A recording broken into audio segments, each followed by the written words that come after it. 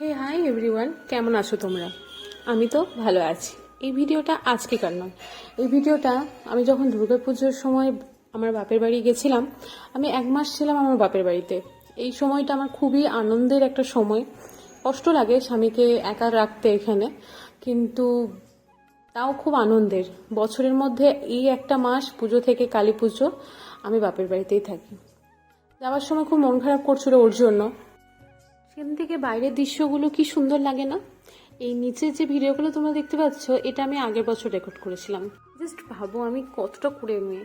আগের বারে ভিডিওগুলো পোস্ট করিনি, সেটা এবারে দিয়ে দিলাম। যাই হোক, আগের বারে কাশফুলগুলো, মানে এবারে কাশফুলগুলো অত সুন্দর লাগছে না। আগের বারে ভিডিওতে কাশফুলগুলো খুব সুন্দর লাগছে, ওই জন্য ওই ভিডিওটাও শেয়ার করলাম।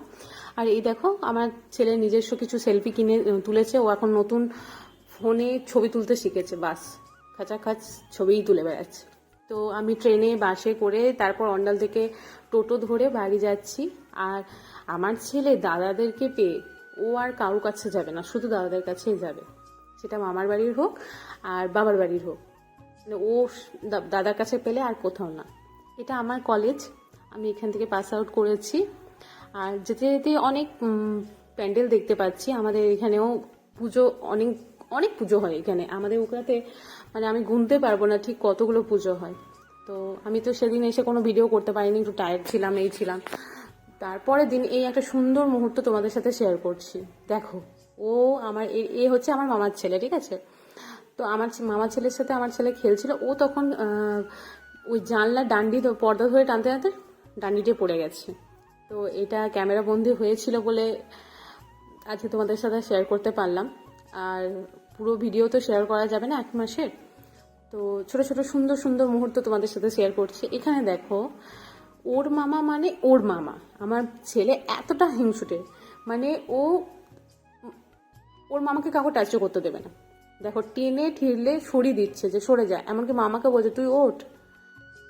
এখনো কথা বলতে শেখেনি, কিন্তু ওর ইশারাতে বুঝিয়ে দিচ্ছে চলে যা মামা, তুমি ওঠো, তুমি আমাকে না। এই নয় যে মামার কোলে থাকবে, মামার কোলেও থাকবে না, কিন্তু ওর মামা শুধু ওকে আদর করবে। খুব হিংসুটে কিন্তু এইদিকে।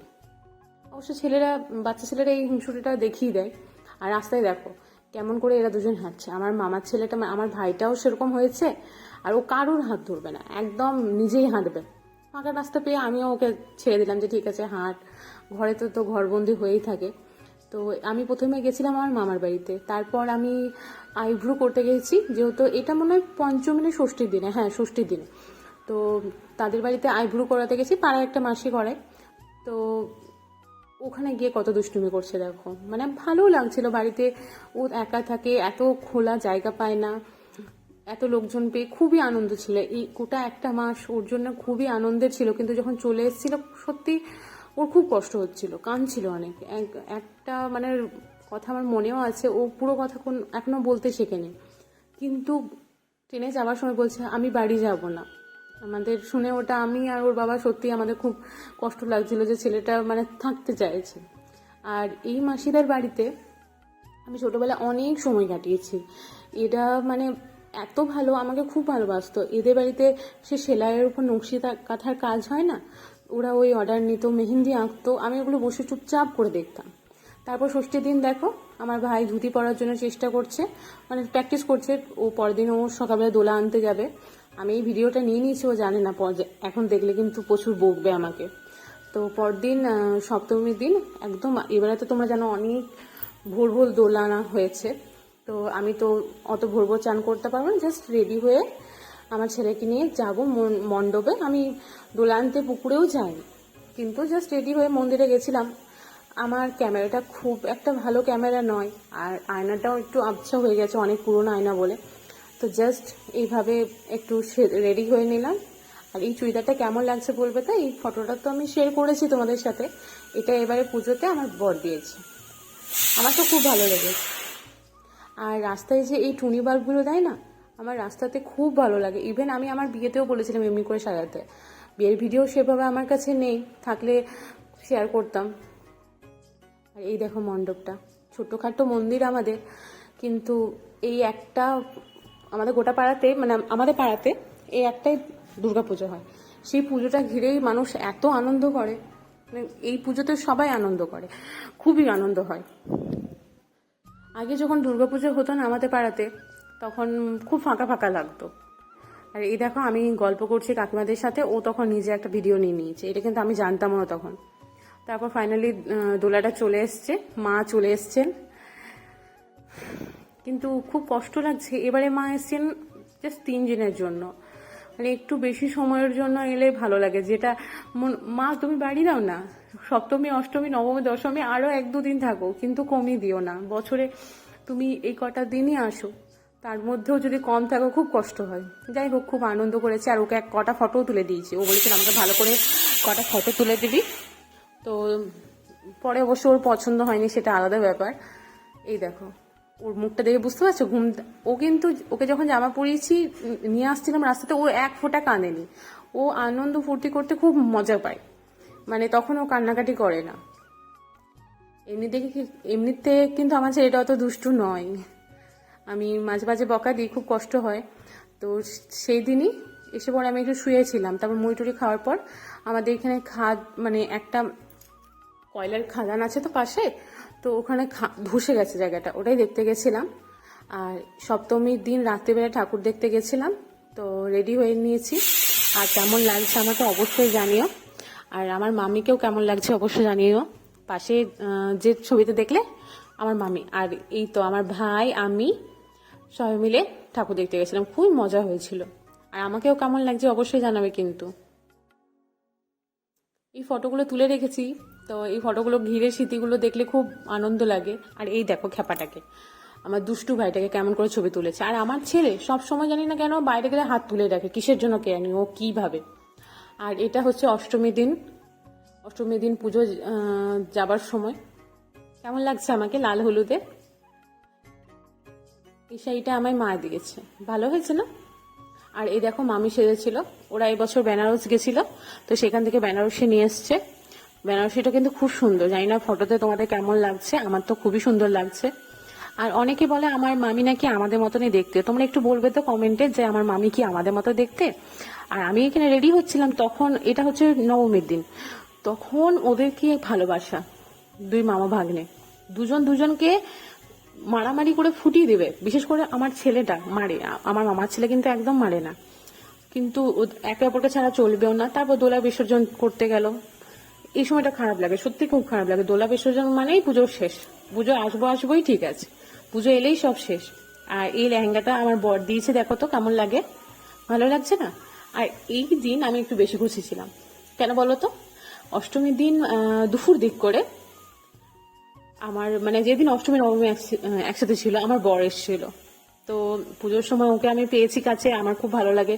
দেখো সব একসাথে পেতে তো সবাই চায় যে আমার বড় থাকুক, আমার বাবা মাও থাকুক, সবাই একসাথে হোক, কিন্তু কাজের জন্য যেতে পারে না প্রতি বছর, এবছর গেছিল।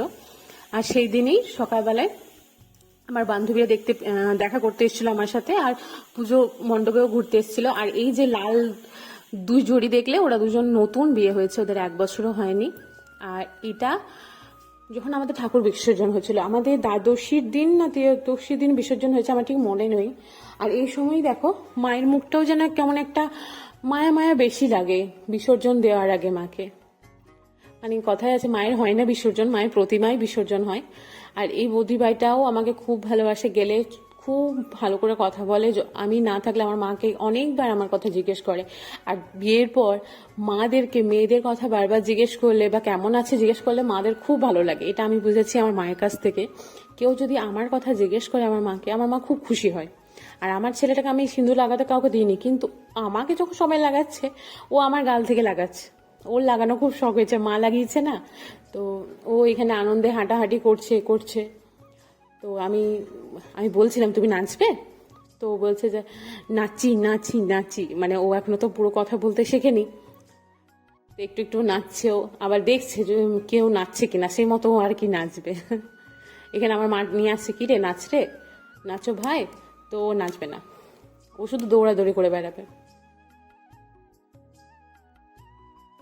এখানে একটা ছোট্ট আমি ভিডিও করে নিয়েছিলাম, ভেবেছিলাম রিলসে দেবো, কিন্তু দেওয়া হয়নি। আর আমাকে কেমন লাগছে অবশ্যই জানিও। এই শাড়িটা আমাকে মানে এটা আমার নয়, এটা আমার মায়ের শাড়ি, ভালো লাগছে না?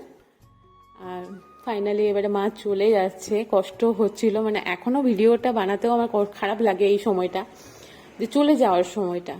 বিশেষ করে যারা আশেপাশে থাকে তাদের জন্য, তাদের তো আরো খারাপ লাগে। আমাদের বাড়িটা একটু মণ্ডপের থেকে ভেতরে, ওই জন্য মানে অতটা খারাপ লাগে, কিন্তু যাদের মণ্ডপের সামনেই বাড়ি তাদের কত খারাপ লাগে, তারা তো বলেই দেয়, মানে অনেকে তো কাঁদেও, আমি দেখেছি কেঁদে ফেলে এই সময়টা, এত ইমোশনাল হয়ে পড়ে যে কেঁদে ফেলে, বলে যে মানে মণ্ডপের দিকে তাকাতে ইচ্ছা করে না, এতটা ফাঁকা ফাঁকা লাগে। তারপর আসার পর আমি কিছু রিলস ভিডিও বানিয়ে নিলাম, নিজে নিজেই বানিয়েছিলাম। মা একটু কাজ ছিল তো মা বেশি ধরতে পারেনি নাচটা, জানি না তোমরা দেখেছো কিনা। আর এইদিকে দেখো আমার ছেলেটা কি করছে, ওই উল্টো দিকে বাসন ঝুড়িতে রেখেছে, জল ঝরতে দিয়েছে, ও ওইদিকে খেলাধুলো করছে। আর এই দেখো বাজি পড়ার দৃশ্যটাগুলোও তোমাদের সাথে শেয়ার করলাম। সেদিন অবশ্য আমি যাইনি, আমার ভাই গেছিল, আমি আর আমার ছেলে বাড়িতেই ছিলাম।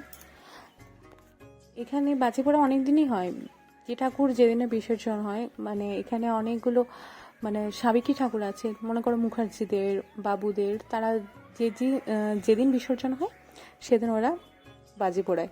তো যাই অনেকেই, আমি অন্যবারে, কিন্তু এবারে আমি যেতে পারিনি। আর এটা অন্য কয়েকদিন পর আমার এই মামার ছেলের এই ঘোড়া গাড়িটা আমার ছেলে শুধু চেপে খেলবে। তো খুব মজা করেছি আমরা। তো কেমন লাগলো ভিডিওটি অবশ্যই জানাবে। আর এই সুন্দর কিছু মুহূর্ত তোমাদের সাথে শেয়ার করলাম, ভাবলাম যে আনন্দটা ভাগ করে নিলে আরও বেশি ভালো লাগবে। দেখা হবে অন্য ভিডিওতে। টাটা বাই বাই, আজকের জন্য ভালো থেকো, ভালো রেখো।